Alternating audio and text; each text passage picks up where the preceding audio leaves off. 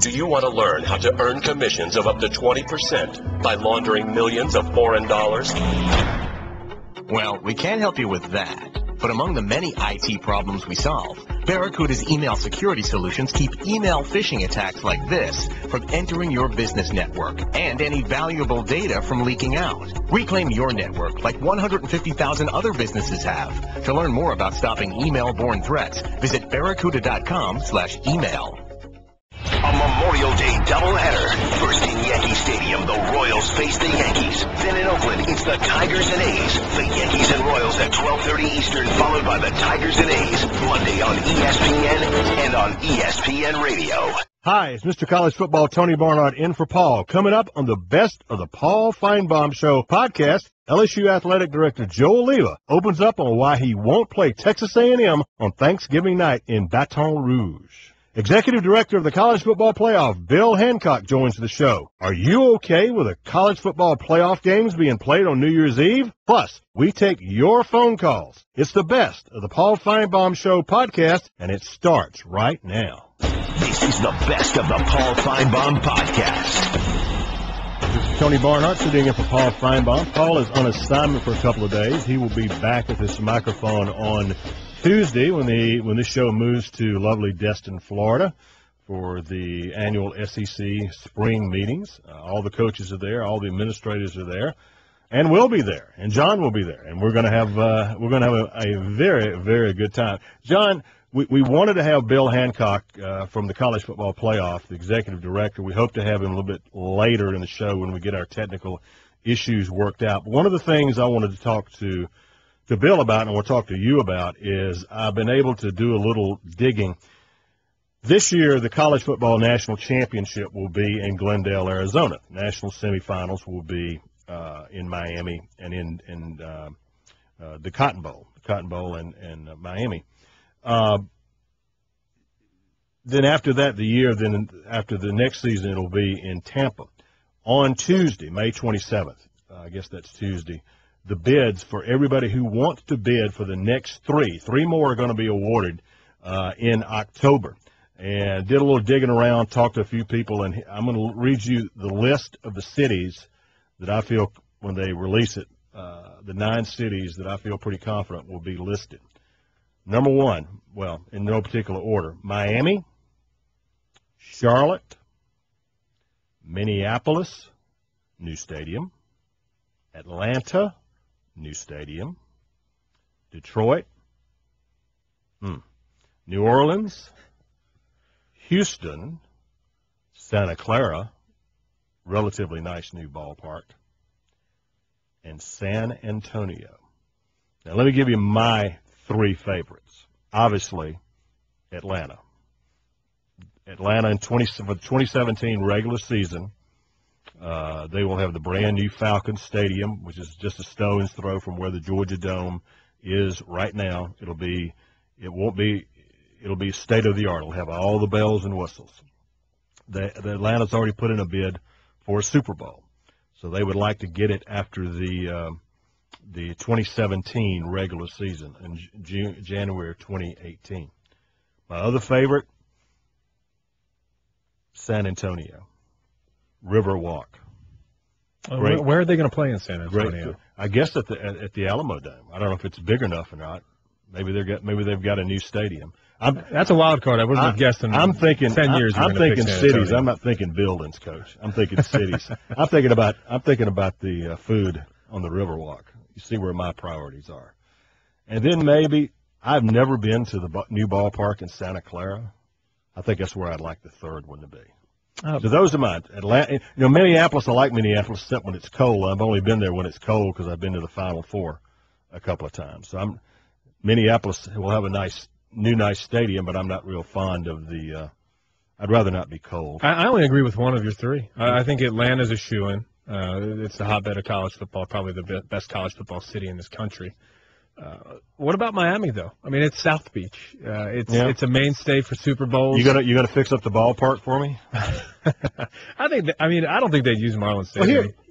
They're not going to use the ballpark. The problem is, with Miami is, what is it, Sun Life now or whatever it is, Dolphin Stadium. It Land changes every Shark other year. or whatever. There's 30 names for that Some stadium insurance in the company. last 10 years, that is. I think Miami gets one. And then my wild card, like yours, I'm going to say your wild card, San Antonio, anyway. I don't think that will be one of the cities picked. But who knows? I think Minneapolis is going to get it, just simply because it's something different. Right. It will cause a little PR buzz.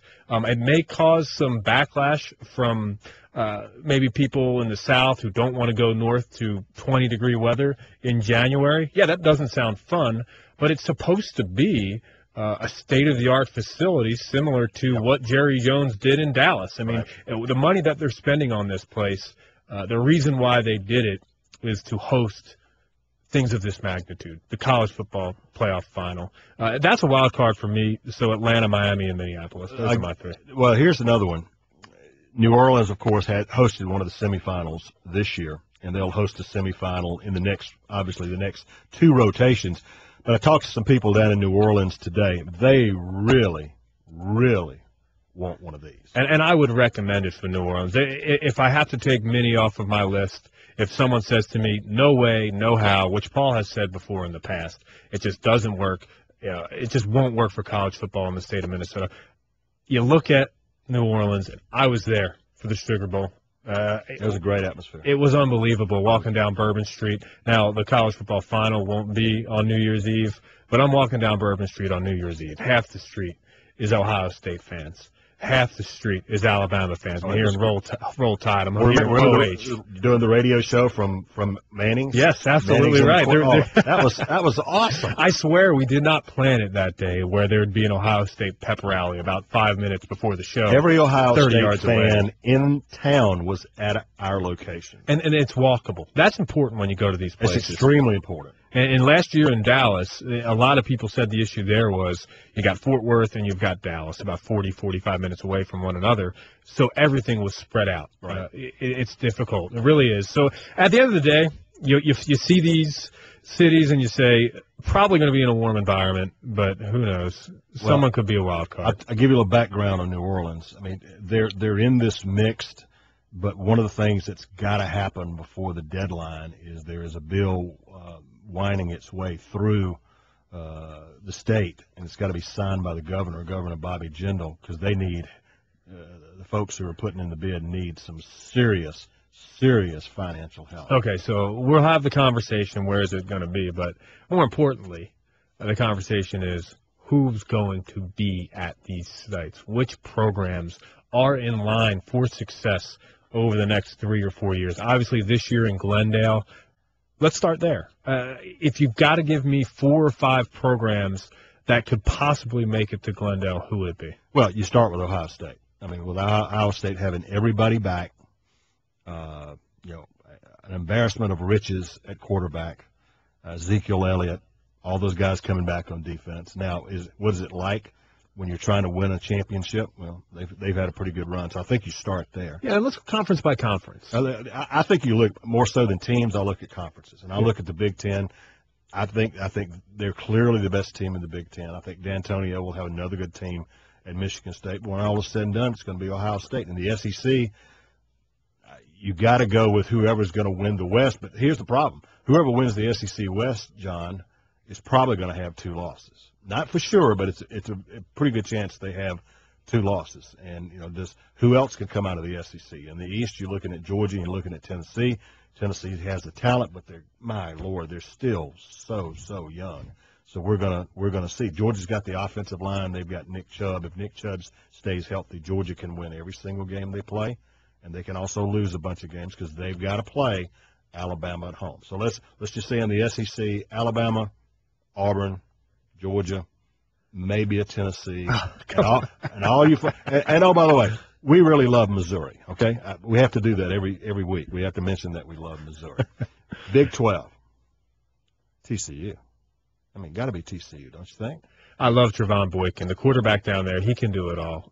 What you saw last year, as one of the most dynamic players in college football, the fact that he got left out of the college football playoff was just a shame, because what it robbed, I think, a lot of people of is seeing one of the most unknown talents in college football. Let's face it, a lot of people don't watch TCU games every weekend, and is large in part the reason why they got left out of the college football playoff.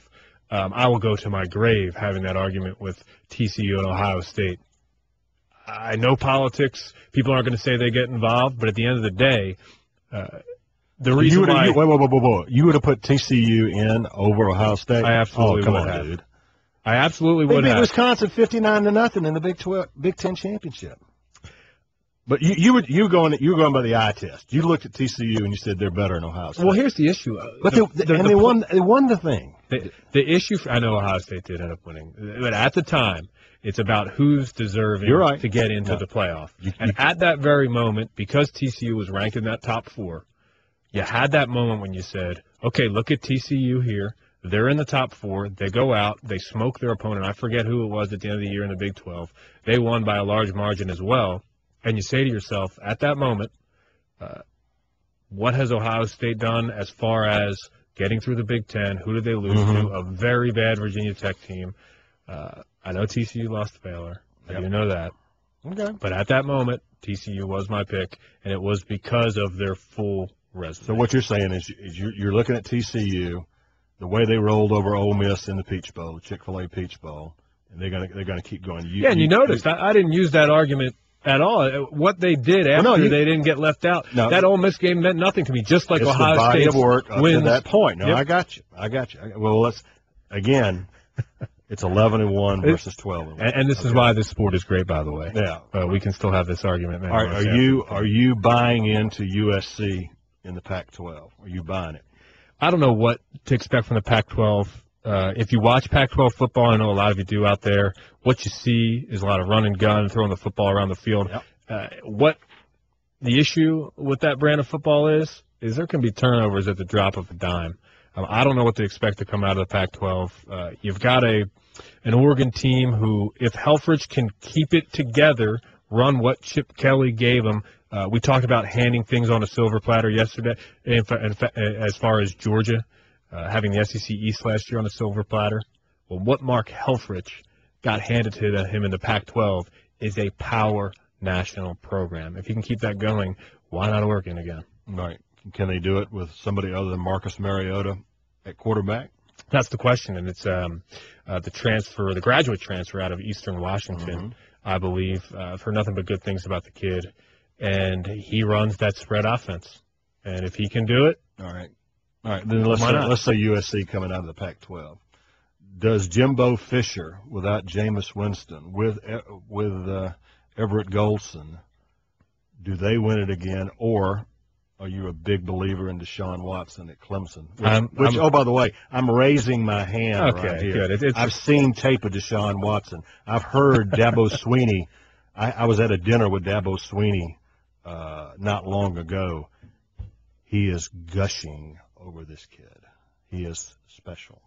He's from Gainesville, Georgia, about 40 miles north of Atlanta. You know who Deshaun Watson reminds me of? Who's that? Trevon Boykin. Yeah. To see TCU and Clemson play each other in the college football playoff this year, those two dynamic dual-threat quarterbacks going head-to-head would be a perfect semifinal for me. And on the other side, you want the rematch, Tony? Alabama, Ohio State. That 4 teams right there would be perfect. Well, based on your show on Wednesday, when you got, it's May 20th, you got Alabama fans, Ohio State fans talking serious smack on May 20th.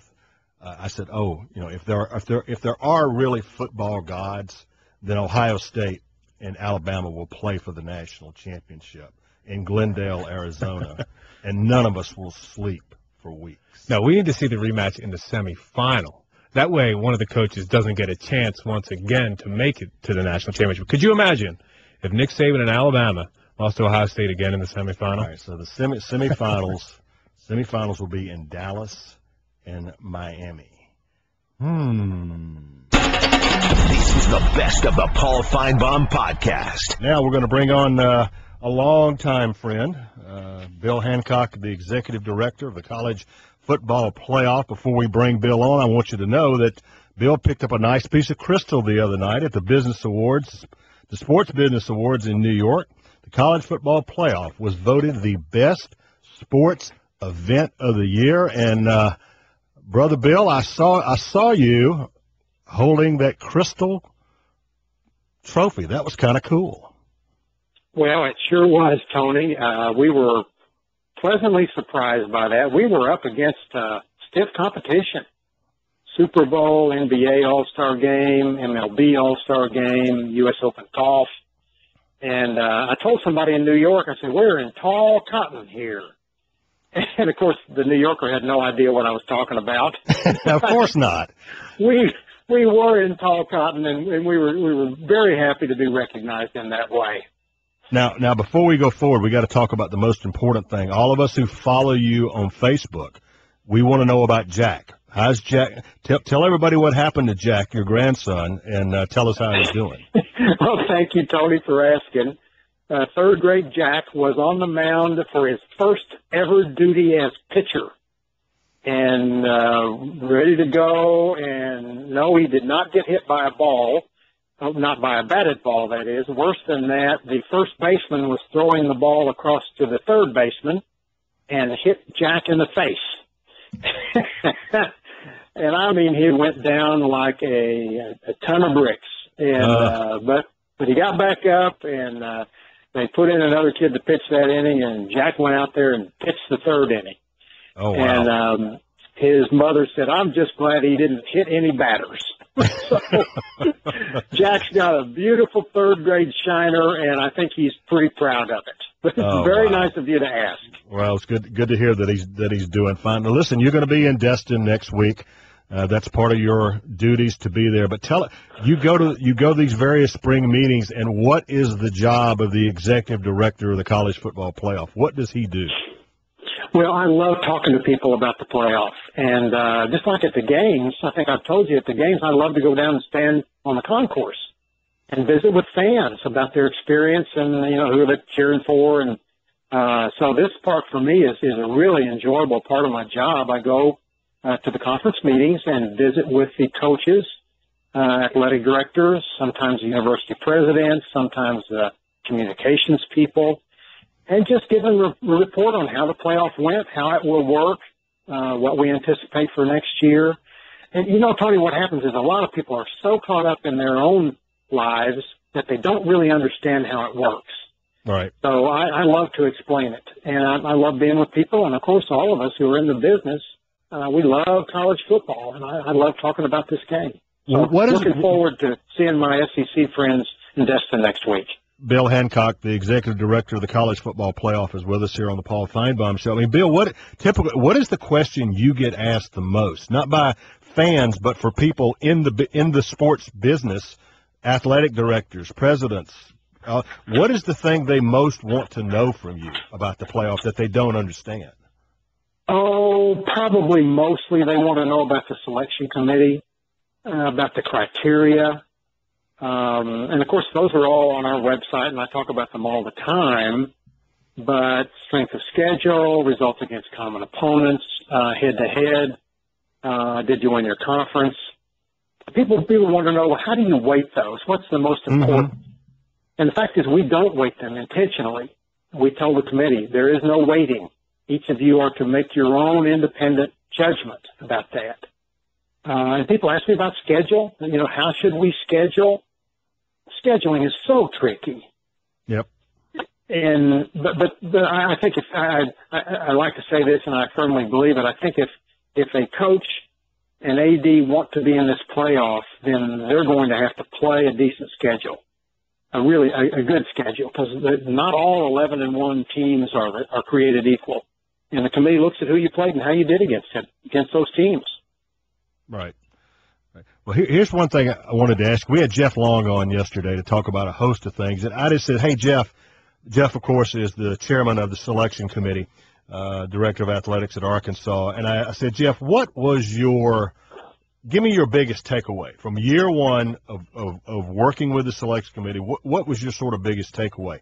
His biggest takeaway, Bill, he told me, was don't try to look ahead. Stay where you are. Use the data points you have on that day and make your decision based on that.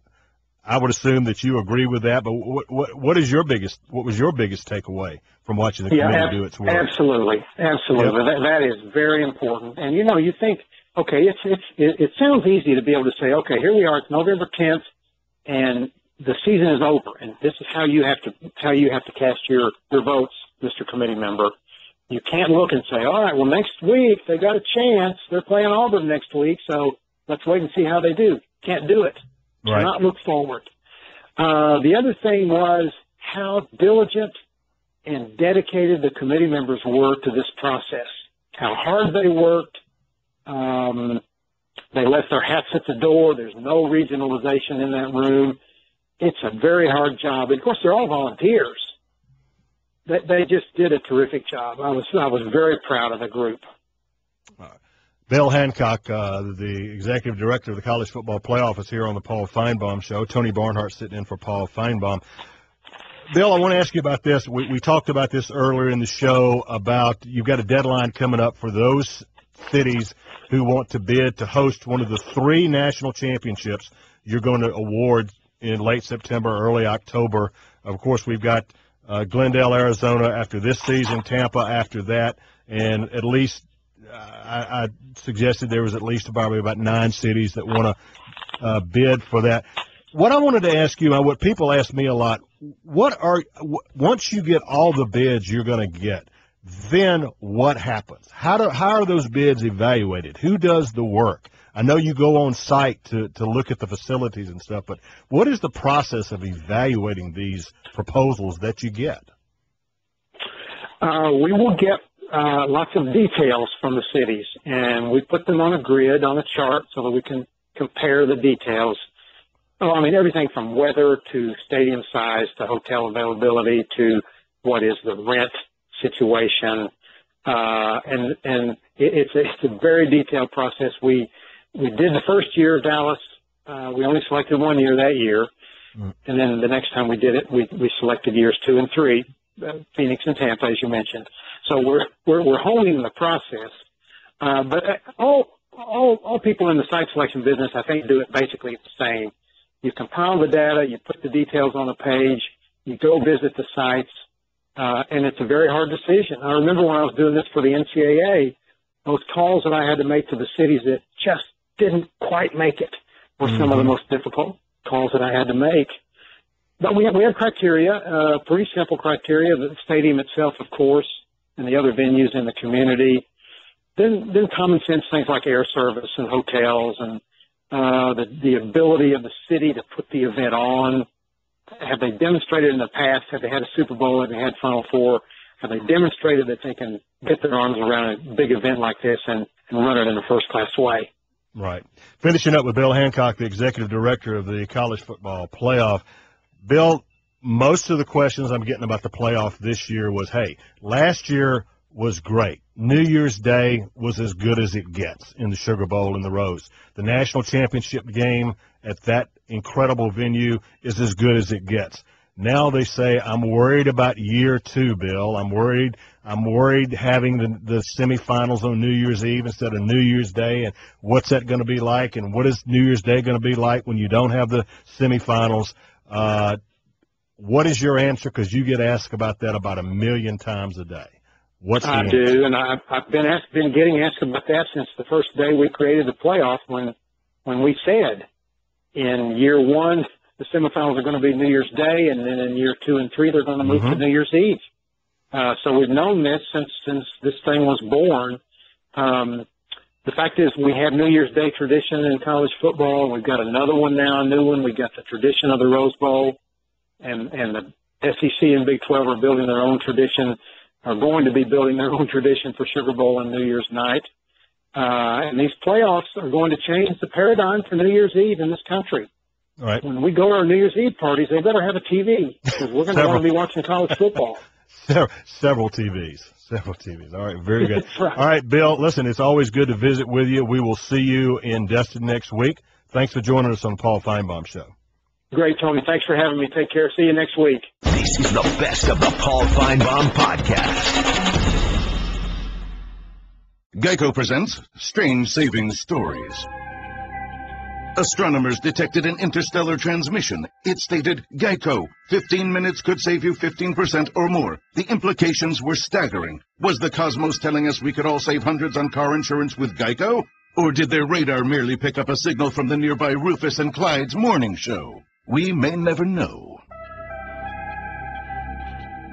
Geico. 15 minutes could save you 15% or more on car insurance. This is the best of the Paul Finebaum podcast. We just had Bill Hancock, the executive director of the college football playoff, talking about a host of objects, host of ideas in the selection committee. And let's go on that vein. Let's go to Robert in Birmingham. Hi, Robert. Good afternoon. How are y'all doing? Okay, you tell me this number one hog from Arkansas is telling me how I've got to live my life on New Year's. I've got to carry a... I don't have to do that. I can do what I want to do. He don't tell me that. Is that what you got from Bill? That he's telling? What Bill was saying was that, hey, if you end up going to a New Year's Eve party, they better have a TV there, or you will be sorely disappointed. Well, no, I won't either. He's a product. I can either use him or not. He either satisfies me or he don't. I don't like nothing about 12 or 13 people selecting a fictitious national championship. People has fussed over thousands of people picking a national championship, and now they've gone down to 12 or 13 people doing the same job. And right now, I don't know if they're honest people or not, but sooner or later, you're going to get somebody like Bill Clinton up there, and what are you going to do then? Oh my! You would not trust Bill Clinton to pick the national semifinals? I did not vote Ohio State number 4. I did not vote Ohio State. I promise you I didn't. I was TCU all all you understand the what way. I'm saying? You understand what I'm saying right now? Yes, Robert, I understand what you're saying. 12 people. But sooner or later, it will happen. 12, 13 people is not enough people to make this big of a decision. Well, tell me, don't Robert, go there. You only put 12 people on a jury because that's a completely different thing. You got a judge that completely overrule them anytime he decides. This is whatever they say goes.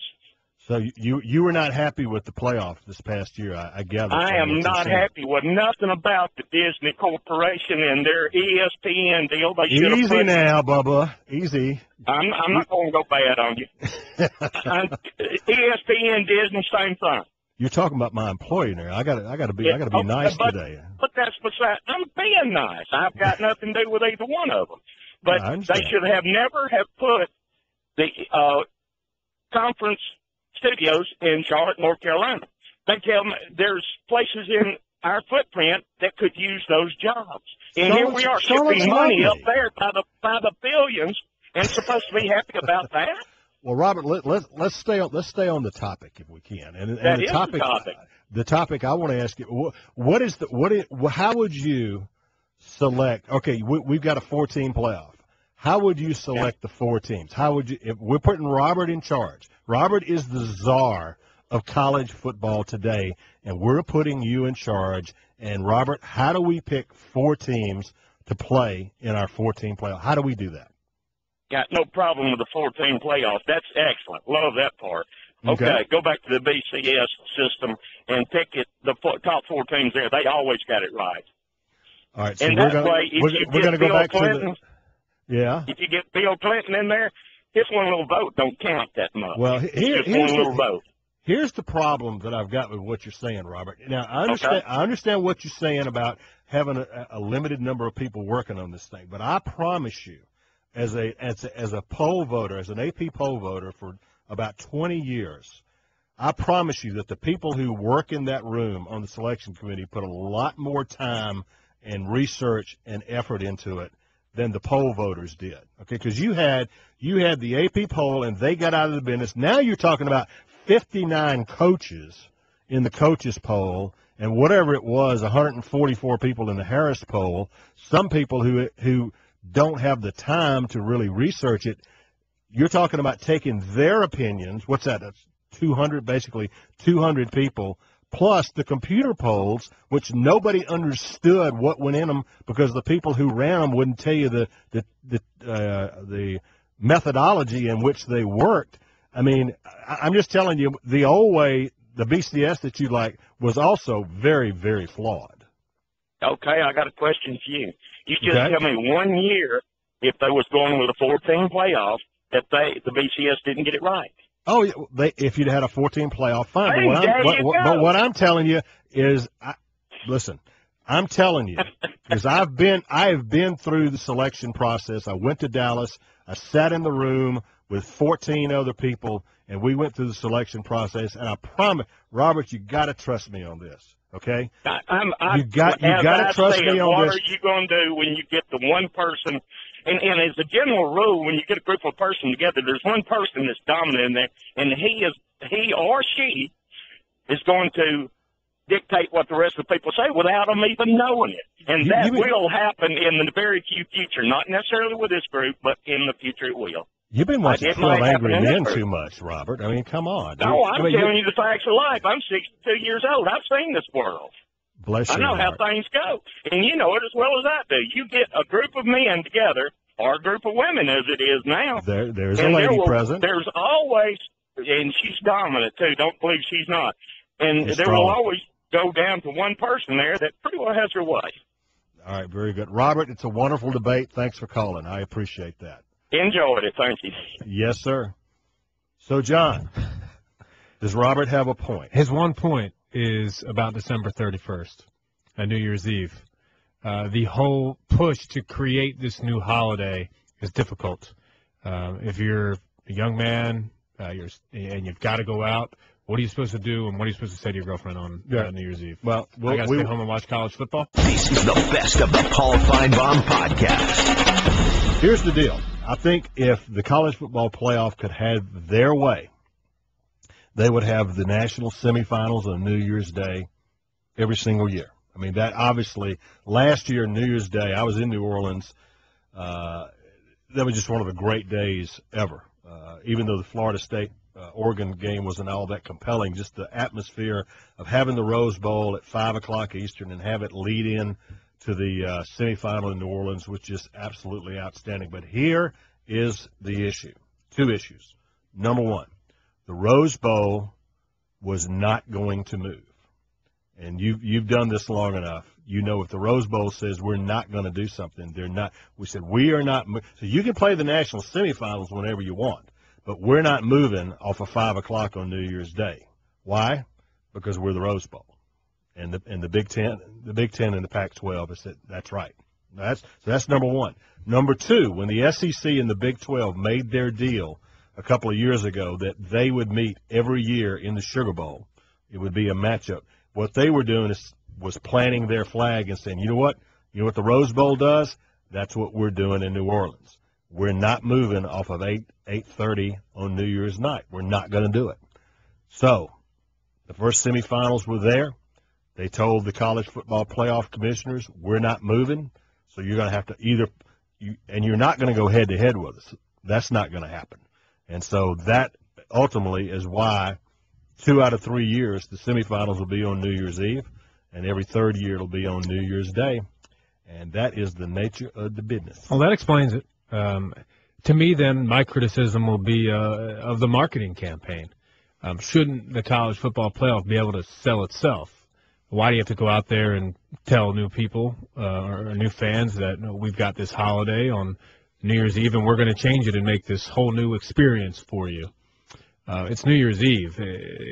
That's the holiday. And if the college football playoff is going to fall on that date, let the playoff sell itself. I don't think trying to change the mind of the American public that this day that you've known your entire life becomes something different is the right way to go. Well, just put your games there and let them sell itself. To me, there are two issues. Issue number one is what are the semifinals going to feel like being played at 5 o'clock in the afternoon and 8:30 at night on New Year's Eve? What's that going to be like? The numbers we saw were as the best cable TV numbers we've ever seen. Yes. So that's number one.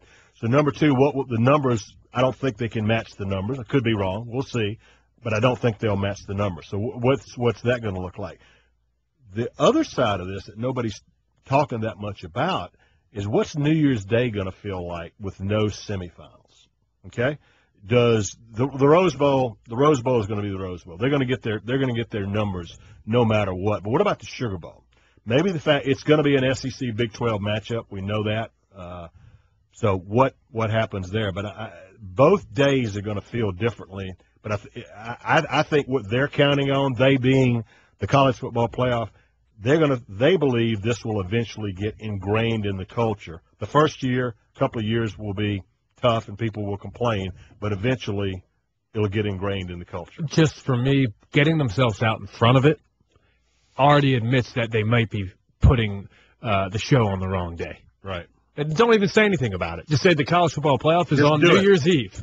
So you don't like the whole idea of behavior modification. In other words, don't you understand? New Year's Day is not a day. It's 2 days.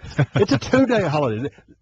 No, that's not hard to understand, John. Just tell me the college football playoff is on New Year's Eve, and I'll say, okay. Don't say, oh, New Year's Eve is different now. So you think somebody's trying to manipulate you. That's what you're worried about. I just think, as we saw last year, the college football playoff sold itself. Don't make it more difficult than it is. All right. Just present it to the public as it is. A 14 playoff that's new, that's hot, and that everybody loves. All right, so who's right and who's wrong? Is John's usually right about 90% of the time. On this case, I think he's overthinking it. I think the New Year's Eve semifinals are going to be fine. I think the New Year's Day stands on its own. So I'm not as torqued out about it as Robert from Birmingham and John from Penn State. Obviously, who's right and who's wrong? Call us at 855-242-7285. And I ask you, let's bring in the man who knows the most about this. Hi, man. Who's right, me or John? I think I'm right. Well, there's no doubt about that. Mr. College Football, Mr. College, you are a guy that reinvented himself and made yourself relevant, unlike so many others that were there with you all those years. And you have made yourself relevant, and you stand on top of this. You're talking about the Rose Bowl. The Rose Bowl is so overrated. As a whole, when I watch the bowl games, the Rose Bowl is the one that I'm the least interested in because it doesn't matter most of the time. It doesn't matter for anything. Well, no, but anyhow, there's a lot. The thing about that they count on, man, is that there's a lot of people who don't watch a football game all year, but on New Year's Day they're going to sit down and they're going to watch the Rose Bowl. That's what they count. Well, and you know what? They can watch all that oil, that radioactive oil slick bowl. I don't care. I mean, there again, no, they're not relevant. And who said they were the granddaddy of them all? To where they did. They weren't even involved in the BCS unless they got things like Darryl wants Georgia to get it. Everything's got to be molded around them. They came into the BCS and boom, they get the championship game. But the state of California is a unique oddity to itself. It's its own freak show. But let's talk about Darryl's call yesterday. How can Missouri not be the champion, the best team in that conference? They're in the bowl game. And Darryl wants to manipulate the rules as they've been for 100 years in football. Record counts for something. Heads up counts for something. But you know what, Darryl, the best thing Darryl, if you need a T-shirt so bad, I guess you need to go to Africa and steal one from one of them little kids that's getting a free one, because that's the only championship shirt you will ever have at Georgia. You're content being nothing, being average. This is the best opportunity you got to do anything. And you know what? Georgia is not going to beat Alabama. They're not going to beat Auburn. They're probably not going to beat Tennessee. Carolina will probably sneak up on them. And then I guess Darryl will want the fourth team in the East to play for the championship, or the fifth team in the East. All right, man, I gotta run, my friend. Thanks for calling. Please, one more comment. Go ahead. All right.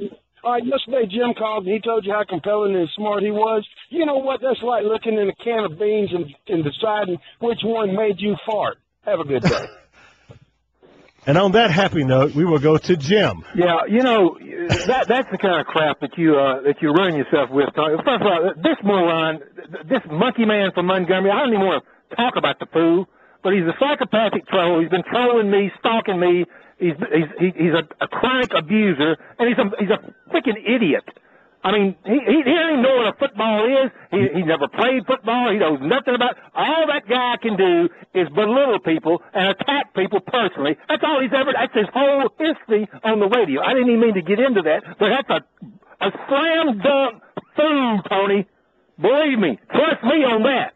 That fool is a complete imbecile. So he's not only a troll, he's a psychotropic troll. The only reason I had to listen to that scumbag was because I had to be on hold behind him. I don't ever listen to that scumbag. He's an idiot. I understand.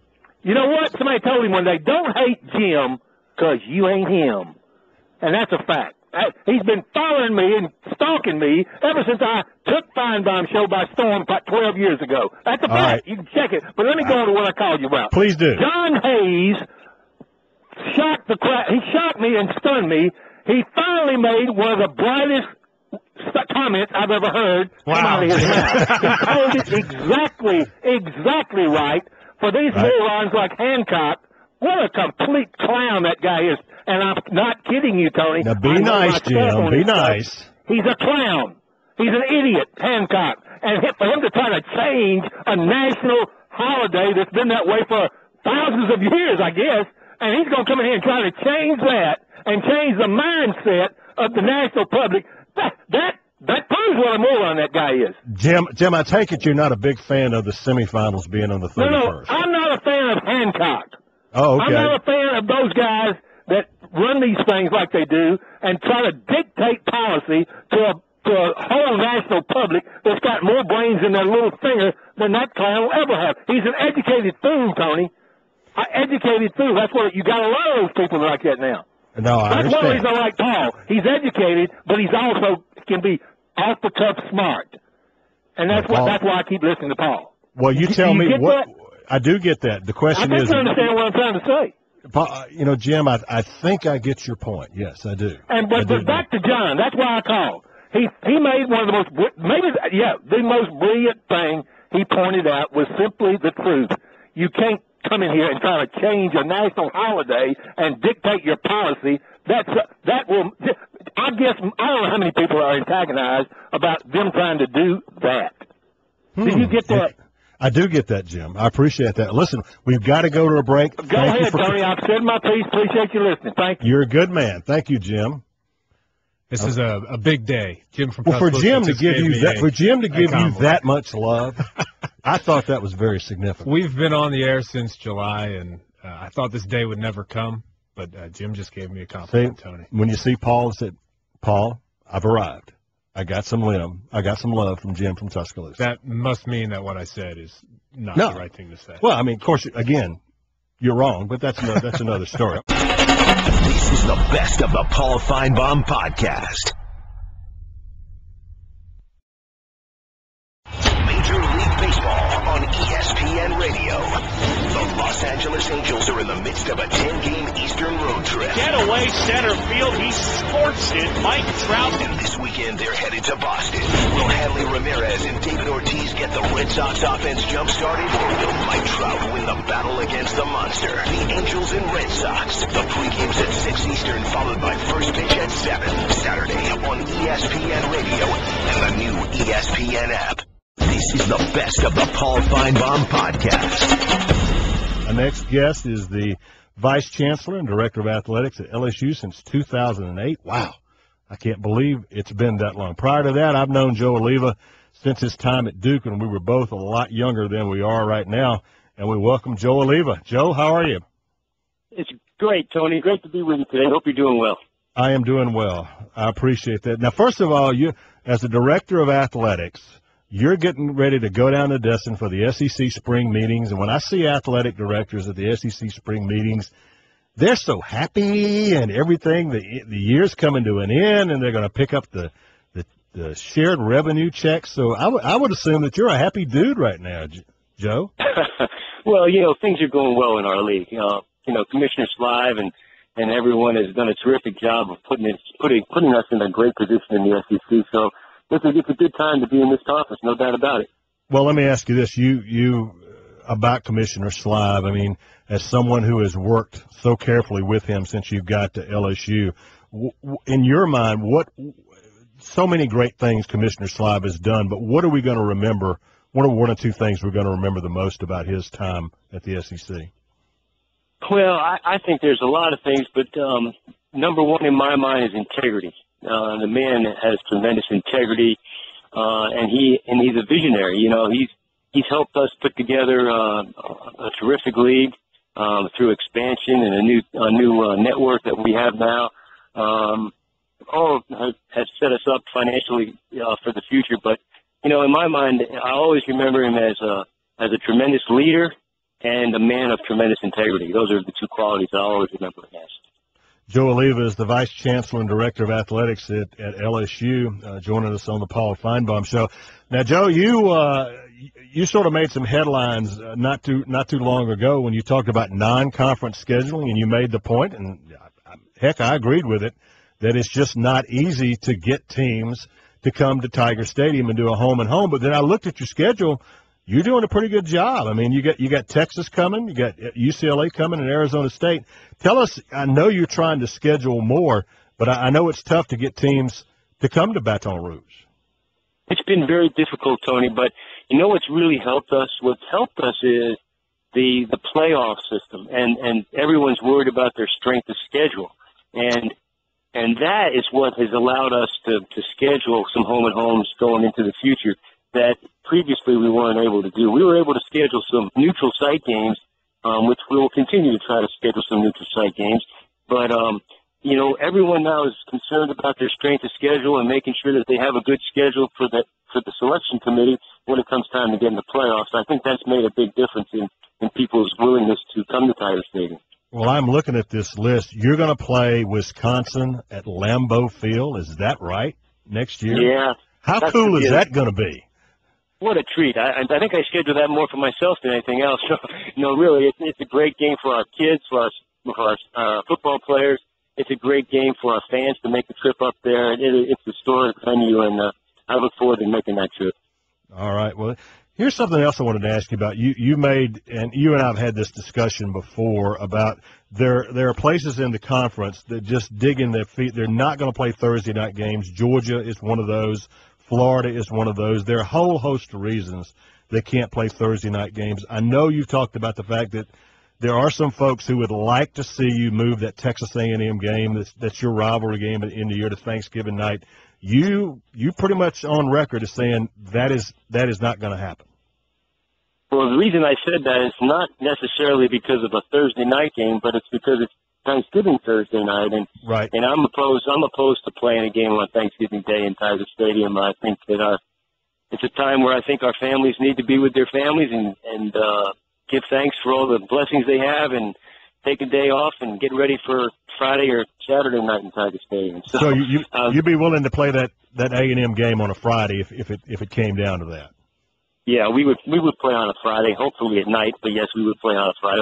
Our biggest, everyone in the league has traditions, and for us and our fans, we want to play games at night, and I made that very clear. So if we could play Friday night or Saturday night, we would do that. But our preference is to play night games. All right. Well, here's something else. You and I have talked a lot about this, and I've always enjoyed our visits because you're always very candid. If you feel something, you're going to say it. You've been on record for some time now as not being real fond of the SEC scheduling model, where your permanent crossover is Florida. You would like to see something different. I'm assuming that hasn't changed. And if I put you in charge tomorrow, Joe, what scheduling model would you like to see? Well, it's not that I don't like Florida. I like Florida. There's a great school. But if you're going to have an equitable schedule, a fair and equitable schedule, you would rotate you wouldn't have a permanent partner. You would rotate, for us, the opponents from the East. We would play all of our Western opponents, and then we'd rotate the opponents from the East. I mean, that's, I think, a fair way of making a schedule. And it's just from an equity and fairness standpoint. I understand that I mentioned traditions, and part of the reason why that's probably not going to happen is because there are traditional games that people are very interested in keeping them alive. And I understand that. And, I fought that battle and I lost, and that's fine. And we'll just move on. And if it ever comes up for a vote again, I'll say the same things again. Right. Well, along those same lines, will we as long as you and I are doing this, while we're still upright, will we see a 9-game SEC schedule? Well, I think the only thing that could make that happen would be if we see that the SEC is not faring very well in the selection process for the playoffs. But let me just tell you, this league is so tough from top to bottom that we beat each other up, and playing another game would just beat us up more. And believe it or not, when two teams play in the league, somebody loses. And when somebody loses, that's not good for bowl games and everything like that. So, you know, I hope we don't get to that. But we'll see. We might get to that at some point. But my personal opinion is this league is very tough, and we don't need to make it tougher by playing another family member in the league and beating each other up more than we already do. Joe Alleva is the director of athletics at LSU. He joins us on the Paul Finebaum show. Joe, I got to ask you about your football team. I know last year was, by LSU standards, it was a disappointment. 4-4 is not what LSU is. I understand that. As we sit there and watch LSU, you've got some issues at quarterback. You've got a new defensive coordinator. John Chavis is gone. Tell me where you are in terms of LSU's team right now. How do you feel about the Tigers? Well, I'm really very excited about this team coming up. I think when you break us down position by position, our offensive line is going to be very good. Our running backs are going to be outstanding. We have tremendous wide receivers. We're going to be very good defensively. We've got a lot of guys coming back. And you hit the nail on the head, and everybody knows it. It's just if we can get good quarterback play. I know the two kids that we have made significant improvements. The question will be, are they going to be good enough to play SEC caliber football and lead us to a championship? I think our coaches think they can do it, and we'll see. We'll see how they come along and mature. But if we can get good quarterback play, it doesn't have to be outstanding quarterback play. It just has to be good quarterback play, good leadership, get us in the right plays, convert a few third downs. We've got a chance to have a really, really good team. Well, before I let you go, I have to ask you, the director of athletics has to do a lot of different things, but you're getting ready to do something that's going to be difficult, and that's to replace the great Jim Hawthorne as your radio guy for the past 32 years. I know there is no shortage of candidates, but it is simply not going to be the same not having Jim Hawthorne coming to you from Tiger Stadium on Saturday night.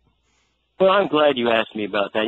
Jim is a legend. He's tremendous, and he's going to be very, very difficult to replace. I can't believe Jim's 72 years old now. He looks like he's 52 years old. Yeah. He's done a marvelous job, and he's going out on his terms. This has all been on his terms. We have over 100 applicants for the job, really quality people. I've got a group of 3 other guys that are narrowing that list down we're going to narrow it down hopefully to about 5 guys, and we're going to bring them into Baton Rouge and interview them, and hopefully sometime this summer we'll have a new voice of the Tigers. But Jim is still going to do football this coming year, and he's still going to do basketball next year. But then baseball, he won't do baseball. The new guy will start with baseball next year. Well, very good. All right, Joe Alleva, good to visit with you. We will see you in Destin next week. Thanks for calling. It's my pleasure. Nice talking to you, Tony. This is the best of the Paul Finebaum podcast. My goodness, John, guess who is on the line? Who's Our that? good friend, Marcus Spears. Hello, Marcus. How are you? What's up? What's up? Oh, it's all good, Marcus. You know that, my man. The big swagoo checking in, Marcus. Thanks for calling, brother. We just had your athletic director on. Man, no problem, man. I heard Joe Alleva was on just now. Yes. Was it good stuff? Very good stuff. He told us. That's what I'm talking about. Is this okay with you, Marcus? He said he'll move the Texas A&M game. He won't play it on Thanksgiving night, but if we ask him to real nice, he'll play it on Friday. How about that? That'd be nice, man. Everybody get to their families, man. That's perfect. That works for me. Make this a family affair. Works for me too. All right. You behaving yourself? What's going on in that world, man? I miss you guys, man. We miss. Obviously, P-Town decided to quit today.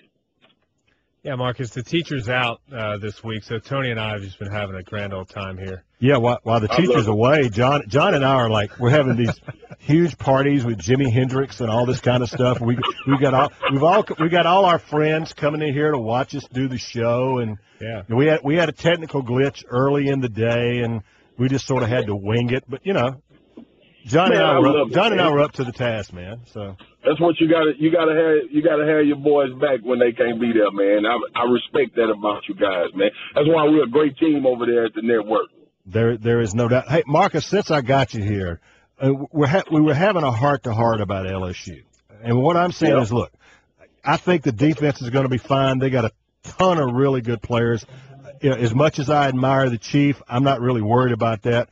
I'm worried about the quarterback play. Tell me the quarterback play is going to be better. It doesn't have to be great, Marcus. It doesn't have to be really good. It just needs to be okay. It has to not be bad. Yeah, I agree with you.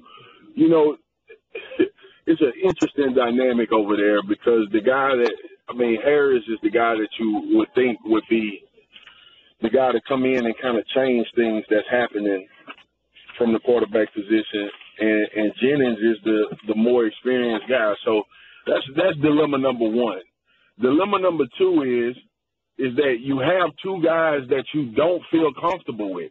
You have to feel comfortable with one of them to put that time and interest in to make sure he is as prepared for the upcoming season as possible. So it's just one of them deals, man, where everything hinges for LSU football this year. Everything hinges on quarterback play, and with those two guys, man, you don't know what you're going to get on Saturday, and that's a very disturbing feeling for a head coach, is to not know what guy is going to show up to the game. I mean, and like you said, they don't have to be great because there's so much talent around them. All they have to do is just manage the game.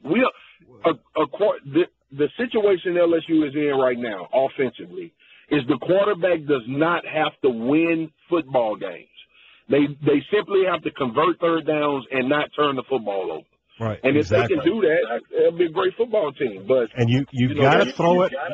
You got to throw it enough, Marcus, to give Leonard Fournette some room. Because if not, they're going to load up the box, and he's not going to do it. So yeah, you running against 10 in the box.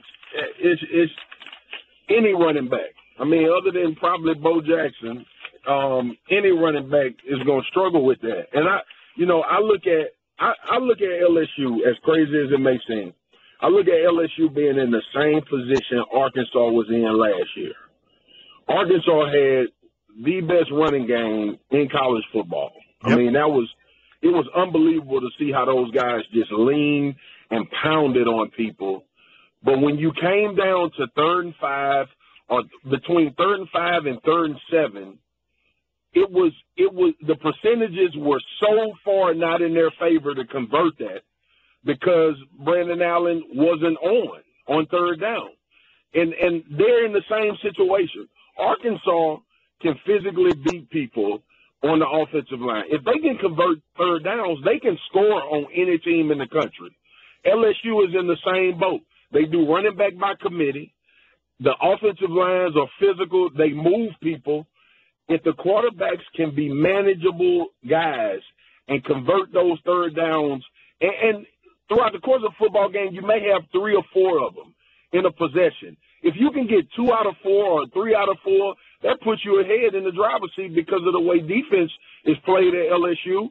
And it's just, look, guys, I've been wrecking my brain about it also. And you would love to have one of those 6'5" gunslingers that can just throw the ball all over the field. They don't have that. They have to have those guys understand what situations they're in and make sure that when those 3rd downs come, when it's 3rd and long, that they know exactly where to go to the ball or go through their first and second progression and then decide to run. Don't look at the first receiver, and if he's not open, you take off running. That's not how you convert 3rd and long. You have to go through a progression and make sure that you're making the right decision. If they can do that, LSU is going to be dangerous. They were number 1 in the league in defense last year. Yes, they were. They absolutely were. Marcus, my friend, thanks for calling. You come see us soon, okay? Hey, I miss you guys, man. Love from the Big Swago family. Thank you for listening to the best of the Paul Finebaum podcast. Tune into the Paul Finebaum Show every day from 3 to 7 Eastern on the SEC Network or on the ESPN Radio app.